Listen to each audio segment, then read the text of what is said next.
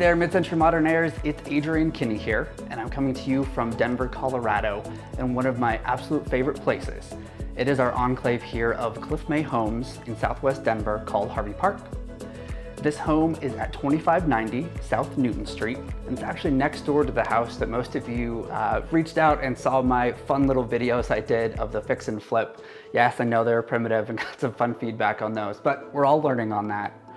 I met the individual, the owner of this home, when I was doing the fence work between the two houses, and she's absolutely amazing. So I am absolutely ecstatic that she asked me to list this home and showcase it to the world. And I think you'll all be pretty dang excited about this home because of all its original features that are still here. It is a 3-bedroom, 1-bath home with 1,074 square feet. And originally was about 850, but there was an addition put on it that sticks to the true Cliff May fashion. So come on with me and let's go check out this home. All right, so here I am in the original Cliff May kitchen in this Denver, Colorado Cliff May. It is pretty remarkable as the cabinets are in great shape. These are the original metal cabinets that are here. The layout how it was, where you have the washer and the spot for the dryer here in the actual kitchen space. The 2/3-ish wall that's up here to kind of give a separation of the kitchen and the living room, as well as the original laminate counters are still here too. Plus, the laminate floors, they're here too. I love it. So this is one of my absolute favorite kitchens because it's probably the most intact one that I've seen aside from one house on Lowell. So you'll want to check this one out in person as it's pretty remarkable. Let's go check out the rest of the house.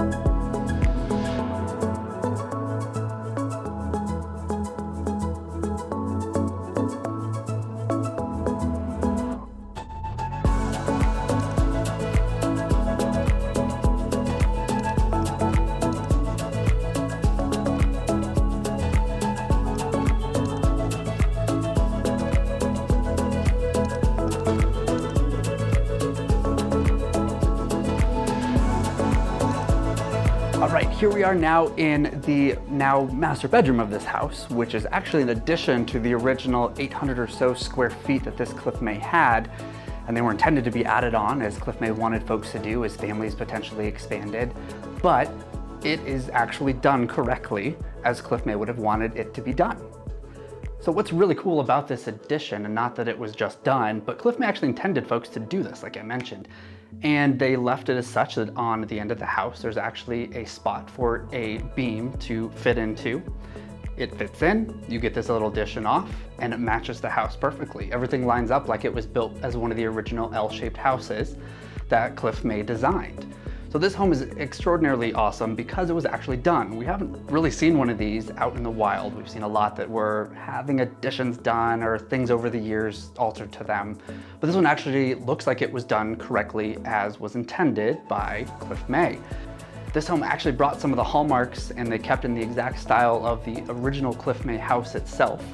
They kept the triangle windows, the clustery windows up above to match the rest of the house as the original L would have had.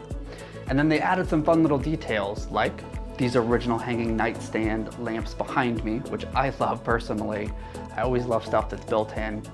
Plus the carpet in here, yes, it's seen better days, but the coloring, mustard yellow, which I know a lot of you are seeing pop up a lot out there as a very in vogue and trendy color.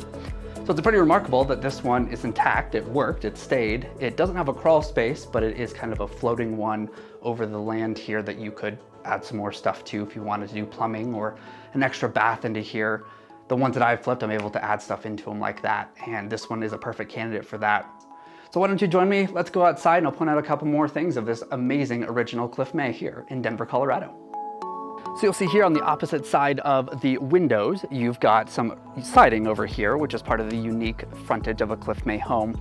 This siding is actually unique for the Cliff May homes. It's the T111 siding, which is a typical one you'll find today, where most of these Cliff May homes were actually built with board and batten siding, which was rough sawn cedar, considerably more expensive. A lot of the homes, the Cliff May homes on Newton, have them spotted in here, and all of them do on half of Osceola.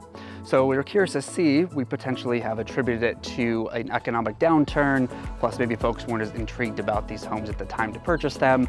So Mr. Burns, the developer, decided to cut some corners and did T111 siding instead of the correct board and batten siding, as was agreed to with the Cliff May and Chris Cote contracts.